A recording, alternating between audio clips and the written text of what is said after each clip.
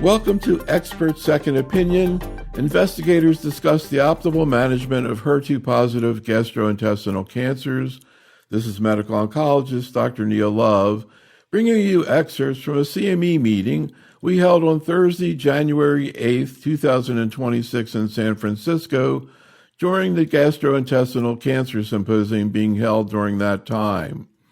The moderator for this meeting was Dr. Lionel Kankeu Fonkoua from the Mayo Clinic in Rochester, Minnesota, and the faculty included Dr. Haley Ellis from the Massachusetts General Hospital and Harvard Medical School in Boston, Massachusetts, Dr. Eric Van Cutsem from the University Hospitals Leuven in Leuven, Belgium, and Dr. Zev Wainberg from the UCLA School of Medicine in Los Angeles, California.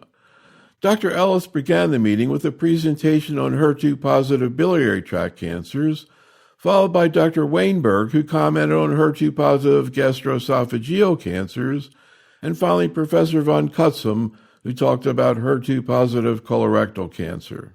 To begin, Dr. Fonkoua presented several questions from the audience.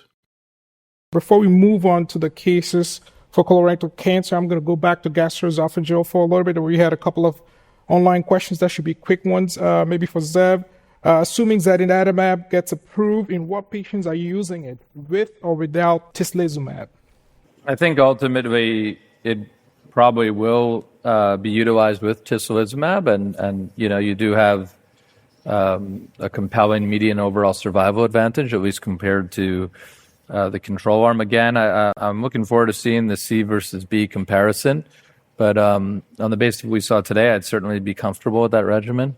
Another quick one, I think we kind of covered that a little bit. 47-year-old patient with fatal liver disease diagnosed with stage 4 gastroesophageal cancer, IT2 plus for HER2, PD-L1 10%, progresses on frontline FOLFOX and nivolumab. Would you consider TDXD in the second line? So, 2 plus is not HER2 positive, right? So if it's 2 plus-ish positive, the answer is yes. If it's 2 plus-ish negative, I would not actually use TDXD right now in that patient. There's another case, 3 cases for colorectal cancer. The first one is a 65-year-old gentleman with hypertension, metastatic disease to the lung, to the liver, HER2 IC3+, and also has a KRAS G12C mutation. Status was frontline FOLFOX and FOLFIRI bevacizumab.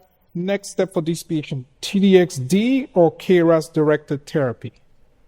Eric, you want to tackle that one? Yeah, that's a good one. That's a rare special case in this setting. I don't think we have the data to make a strong statement which one we would go.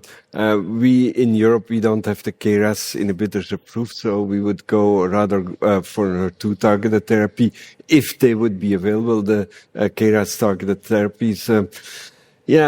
Intuitively, but that's just gut feelings. That's no science. I may go, if I have to choose for this patient, for HER2 targeted therapy in this patient. But if I would see a patient with second opinion where the referring physician would have said G12C, I would not counteract that also in this setting. Zev, do you agree or?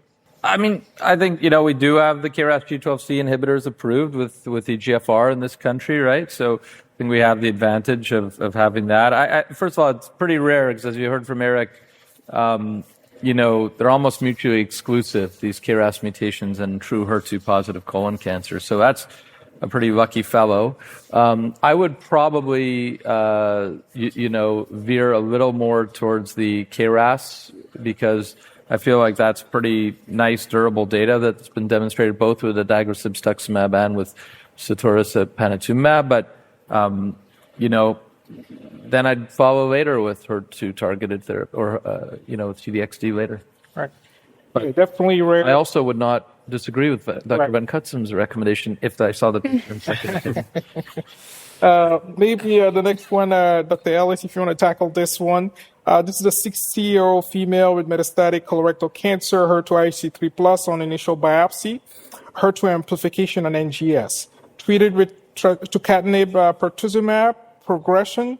On the new tissue, HER2 IC0, but NGS shows persistent HER2 amplification.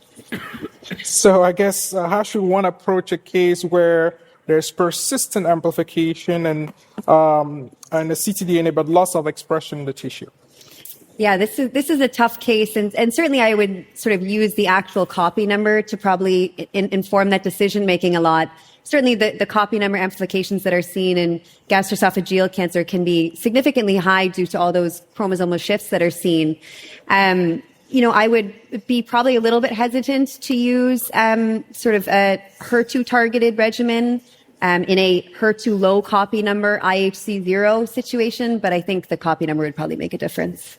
So 74-year-old gentleman with stage 3 colon cancer treated with 12 cycles of FOLFOX, metastatic recurrence 14 months later, HER2 positive, IHC 3+, RAS-RAF wild type. Would you skip FOLFIRI-Bev and treat with the Montnier regimen, or would you go TDXT? Eric? Yeah, the label says that at least on the other side of the ocean, that we should go for chemotherapy. But my fingers would itch, and I would rather scientifically outside of the label. I think the treatment with a HER2 targeted therapy would be very appealing in this patient. Yeah, I agree. I think there's more and more data showing that, the earlier you target the biology, the oncogenic driver, the better. So, Zev, I see you nodding. You agree? Yeah, I mean, I agree. I mean, I think that, the FOLFIRI-Bev in second-line colon cancer, right, has a response rate of 10%. And so you have a pretty high response rate with both TDXD and tucatinib and trastuzumab. So I agree with Eric. I would probably favor one of the anti-HER2 regimens over chemo in this patient. Great. 62-year-old gentleman with metastatic CRC progressed on FOLFOX-Bev, liver lesion, HER2 amplified, RAS-RAF wild type, choice between TDXD and trastuzumab tucatinib. That's a choice we cannot really make in this type of patients, but in this type of patients, being RAS wild type, I think trastuzumab tucatinib could be an option. And then you still have, after that, as I mentioned in my last slide, if the patient doesn't respond, you can still do trastuzumab deruxtecan in this setting. After that, you don't have any data that if you start with trastuzumab deruxtecan, that if the patient is progressive, that tucatinib is still an option. And I guess, can you speak a little bit to obviously the mechanism of action? I mean, TDXD is an ADC, so all you need, even if there's a resistant mutation, so to speak, all you need is to get to the tumor. Does that affect how you sequence these? Yeah, that helps to choose in this situation. Yes. All right. The next case here, 72-year-old gentleman with metastatic colon cancer, HER2 mutant on NGS. HER2 mutations approach the same way as HER2 overexpression. What is the overall incidence of HER2 mutations in CRC? Is the likelihood high enough to justify repeat tissue biopsy versus liquid biopsy at progression? What about, again, those TKIs that we use in the lung? I think, Eric, in your presentation, you talked about the prevalence, the lower prevalence of HER2 mutations, but 1 to 2%. Right, very low. Yeah. But would you rebiopsy? Would you repeat a biopsy given the low incidence? No, I don't think I would do a repeat biopsy. If you could do a liquid biopsy, but I would not do a new tumor biopsy in these patients. We don't have so many data of HER2 targeted agents in colorectal cancer. In colorectal cancer for HER2 mutations, they were not included in the tucatinib study. They were not included in the trastuzumab deruxtecan study. It could be active in this setting. Zongertinib, as was said earlier, in other cancers, in mutants, it seems to be there is appealing activity. I'm not aware of any published data of zongertinib in colorectal cancer with a mutation. I think there are some studies ongoing to look into that question, but that may be for the future an option also. Great. I think the next question, we've kind of touched on it a little bit. It looks like it's a metastatic colorectal cancer with brain mets, IHC 3+. Would you do trastuzumab tucatinib versus TDXD? I know, Zev, you touched on it a little bit earlier. Yeah, I think same rules apply as gastric here. You know, tucatinib has pretty good CNS penetration, right? So you're in that situation. So I would feel that would be my first choice there. Agreed. The next one here, 62-year-old female, HER2 positive colorectal cancer, has a KRAS mutation on TDX, progression after 12 months of TDXD. What is the impact of KRAS mutation on response to anti-HER2 therapy? What is the likelihood of response if changing therapy from TDXD to tucatinib trastuzumab? Again, that's kind of the question I had earlier related to the mechanism of action of TDXD. Does the mutation really matter? I don't know if maybe Dr. Ellis want to take that one. Yeah, no, I definitely do think it matters. Again, we don't always see these co-occurring together, HER2 amplification and KRAS mutations, but because RAS signaling is one of the major downstream pathways of HER2, I think it is important to think about the mechanism of action of the drug you're giving in these settings. So TDXD has shown efficacy in these RAS mutant cases, so I would probably lean in that direction. I mean, one of the key things, right, with HER2 is, as Eric presented, you don't want to use EGFR inhibitors, right? That's the big thing. You know those drugs don't work at all, even in the RAS wild-type patients with HER2. Those are resistance mechanisms there, so you want to stay away from those EGFR inhibitors if you know your patient's HER2 positive. Great. Next case here, 54-year-old metastatic colon cancer, widespread with hepatic mets. HER2 positive, RAS-RAF wild type, frontline FOLFOX panitumumab, progression after 3 months, went to trastuzumab tucatinib in the second line, had a partial response, but then eventually progression after 8 months with lots of hepatic disease burden, persistent IHC positive amplification, and newly acquired KRAS G12D, newly acquired G12D mutation, and an EGFR amplification. Would you go TDXD or target other pathways? So there you go, right? HER2 patient progressed right away on FOLFOX panitumumab. And that's actually not uncommon. The response to frontline EGFR, it's a very fast progression.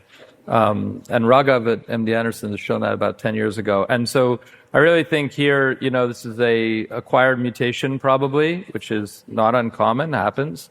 I think TDXD makes sense here if the patient is still HER2 positive. That would be my thought. Dr. Ellis? No, I totally agree. Zev is very prescient to have discussed that before this case. I completely agree with the thoughts with these, you know, acquired MAPK RAS alterations. Okay. Another case of HER2 positive, now with BRAF mutation, KRAS wild type, progression after 18 months of TDXD. What is the next line of therapy? Continue anti-HER2 or add a BRAF inhibitor, or stop the anti-HER2 therapy, change to kind of a BRAF targeted regimen? Yeah, I would go for BRAF targeted therapy as far as I can understand the case. BRAF mutation, no, not yet any BRAF targeted therapy in this patient. It's a rare situation, I guess. I haven't seen any patients like that, but I would go for BRAF targeted therapy. The breakwater, the beacon data were quite clear. Agreed. And it's interesting that they mentioned FOLFIRINOX and corafenib, which is actually, there's data on Saturday with that breakwater combination that looks pretty good, admittedly in the front line. Correct. But that's a prescient of that particular provider. Correct. The next one looks like a case of oligometastatic colorectal cancer to the liver, KRAS G12D mutant, HER2 IC3+. As first line of therapy, any role for HER2 targeted therapy in addition to FOLFOX-BEV, kind of to convert. So any role for HER2 targeted therapy in the conversion setting here? I don't think... That's what we hope for. That's one of the goals in the Mountaineer study, the Mountaineer 3 study that I showed the outline. In the study, we will look, of course, also at response rate and to see in the first line whether more patients with initially unresectable disease can be converted. But we don't have yet any data in this situation. Right. Great. So maybe the last question here, I think we touched on this in the gastroesophageal cancers, kind of in the adjuvant setting, any role for HER2 targeted therapy? Too early, I would say.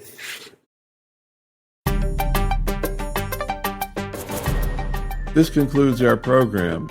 Special thanks to our faculty, and thank you for listening.